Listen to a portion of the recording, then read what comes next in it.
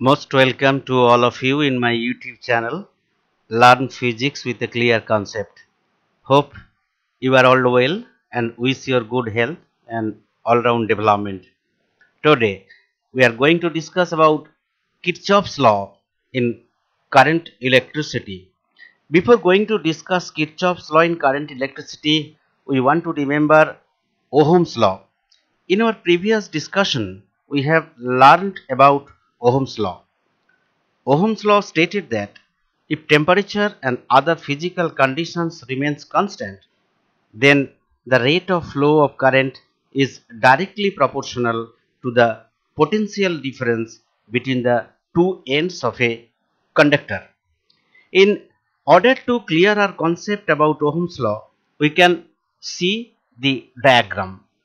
From the diagram, you can see that we have taken one conductor AB with resistance R. That conductor has been connected through wire with a electrical source.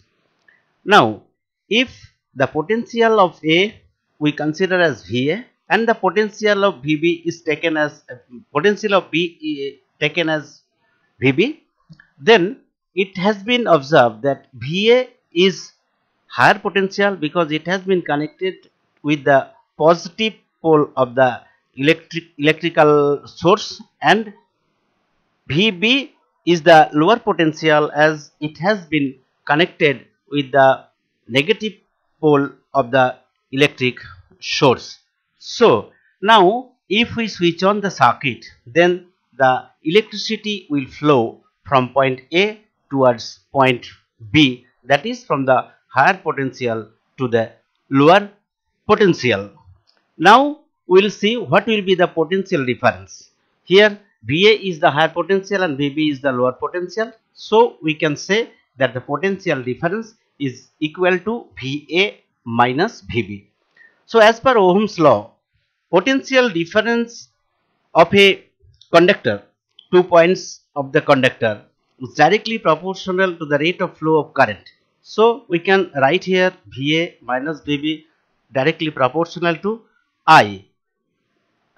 Therefore, VA minus VB is equal to IR, where R is a constant and we can take this R as resistance. Now, V is equal to IR. If we take VA minus VB is equal to V, that means potential difference between A and B, if we take is V, then the mathematical form will come V is equal to IR. So, this is the mathematical form of Ohm's law, and it is a very important formula for current electricity. This relates potential difference or voltage, current rate of flow of current and resistance. It relates between these items. So by applying Ohm's law, we can calculate various problems of current electricity, but sometimes for solving current electricity problems by Ohm's law, we face some difficulties for complex nature of a circuit. But if we apply Kirchhoff's law, those problems can be solved very easily and in a better way. A German physicist, Gustav Robert Kirchhoff, developed two laws in complex circuit in current electricity. So now we are coming to discuss Kirchhoff's law.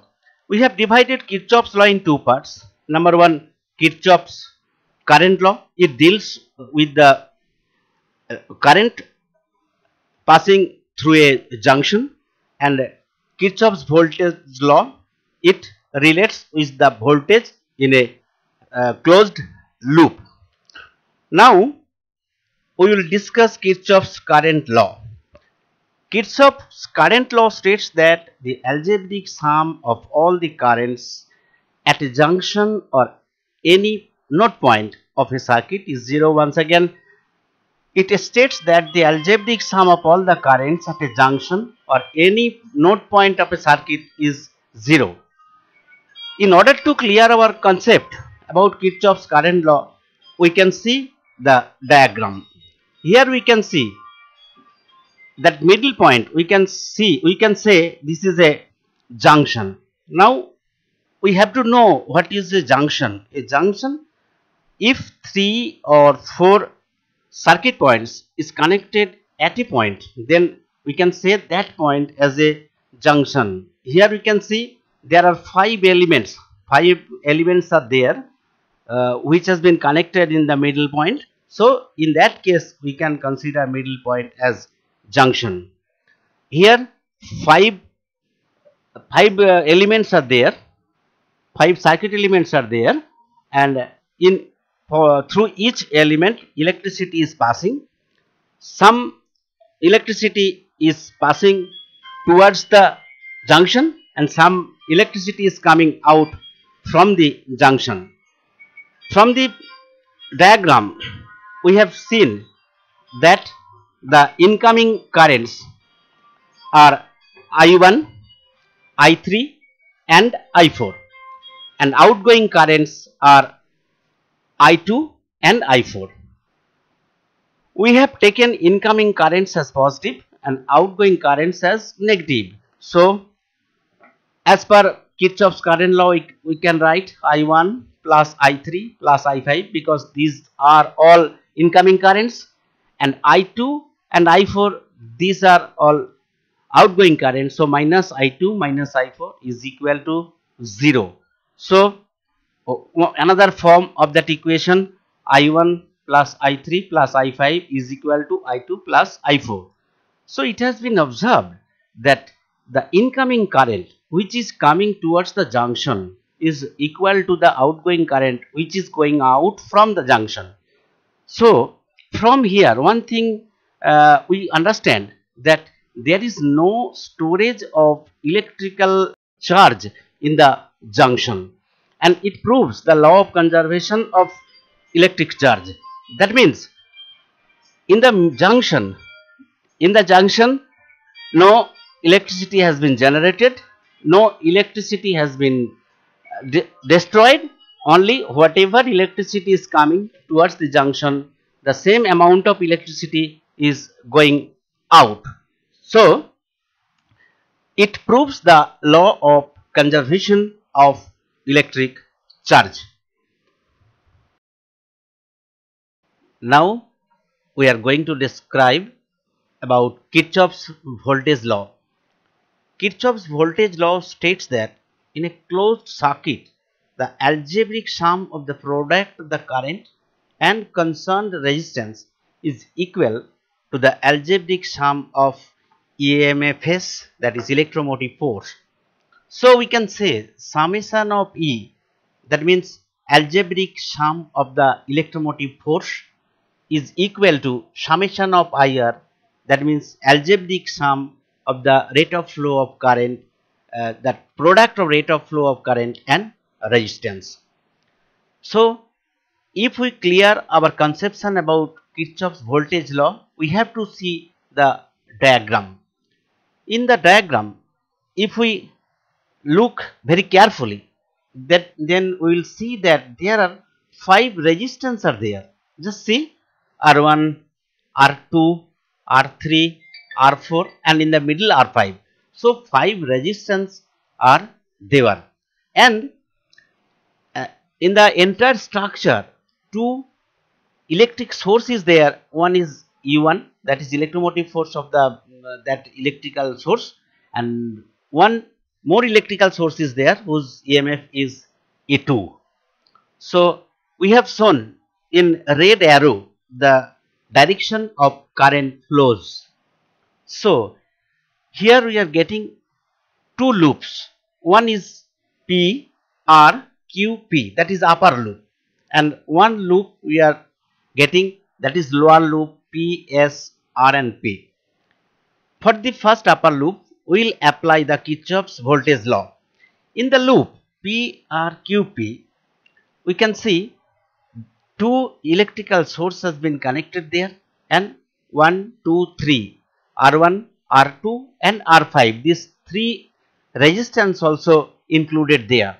So if we apply Kirchhoff's voltage law, in that case we can write summation of E, means algebraic sum of E, that is E1 minus E2. Here E2 is opposite side. E2 has been set in opposite side, that is E1 minus E2 is equal to I1 R1. This is in positive side. I2 R2. This is also current flowing in the positive side, minus I5 R5, because you can see that I5 R5, that is rate of flow of current in the opposite direction. So finally we get E1 minus E2 is equal to I1 R1 plus I2 R2 minus I5 R5. Similarly, if we consider the lower loop, that is PSRP, then we can see one electrical source E2 has been connected and three resistance R4, R3 and R5. These three resistance has been connected in the loop. So if we apply Kirchhoff's voltage law for that loop, then you will get E2. E2 means only one electric source is there. E2 is equal to I4 R4. I4, that rate of flow of current is positive direction, so I4 R4. I3 we can see that it is also current also flowing in positive direction, so I3 plus I3 R3 plus I5 R5. Here also current is going to positive direction, so I4 R4 plus I3 R3 plus I5 R5 all are positive. So like this way we have got the mathematical form of Kirchhoff's voltage law, from which we can solve various mathematical problems in current electricity. Now we are coming application of Kirchhoff's law. By applying Kirchhoff's law, what we can do, that we have to see. Number one, determination of equivalent electromotive force of two cells connected in parallel combination. That means if we take two cells and if we connected them in parallel combination, then we can calculate the equivalent electromotive force by applying the Kirchhoff's law. Number two, comparison of electromotive force of two cells. Here also if we take two cells, we can compare the electromotive force of that cells. That means which electromotive force is greater and which cell's electromotive force is lower. We can compare.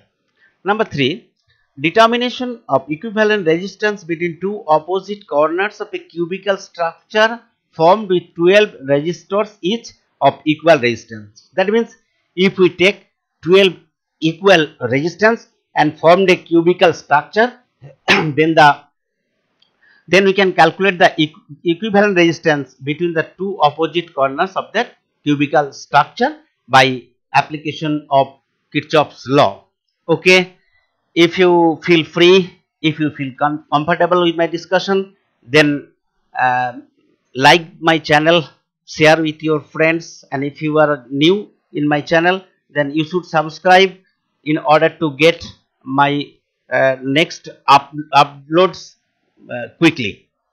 I wish you best of luck. Thank you.